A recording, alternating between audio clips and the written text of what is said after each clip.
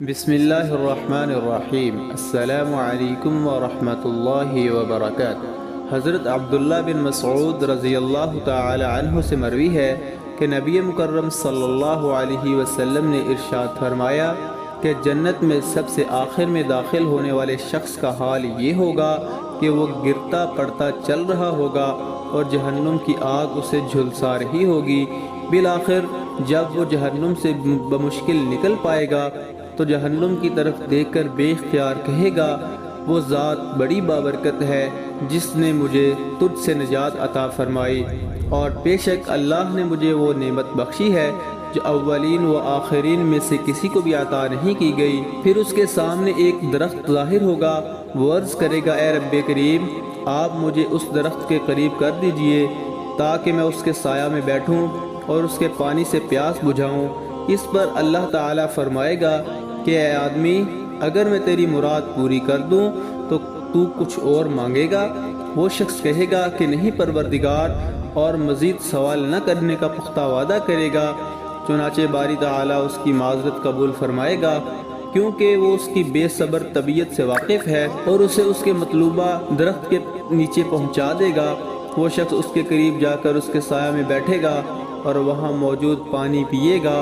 پھر اس کے سامنے دوسرا درخت لایا جائے گا جو پہلے درخت سے اور اچھا ہوگا، تو پھر وہ شخص اللہ تعالیٰ سے اس کے قریب جانے کی درخواست کرے گا۔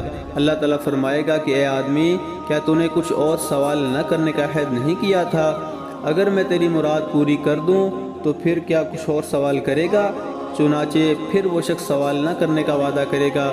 اللہ تعالیٰ اس کی بے صبری کو جانتے ہوئے چشم پوشی فرما کر اسے اس درخت کے قریب پہنچا دے گا اور وہ اس کے سایہ اور پانی سے فائدہ اٹھائے گا۔ اللہ اکبر۔ پھر ایک تیسرا درخت جنت کے دروازے کے بالکل قریب نمودار ہوگا جو پہلے دونوں درختوں سے زیادہ خوبصورت ہوگا، تو یہ شخص اس کے قریب جانے کی بھی درخواست کرے گا۔ بالآخر جب اسے اس درخت کے قریب پہنچا دیا جائے گا تو اسے وہاں اہل جنت کی آوازیں سنائی دیں گی، تو وہ درخواست کرے گا کہ اے رب کریم، اب بس مجھے جنت میں داخل فرما دیجئے۔ اللہ اکبر۔ اللہ تبارک و تعالی اس شخص سے مخاطب ہو کر فرمائے گا، آخر تیرا سوال کرنا کب ختم ہوگا؟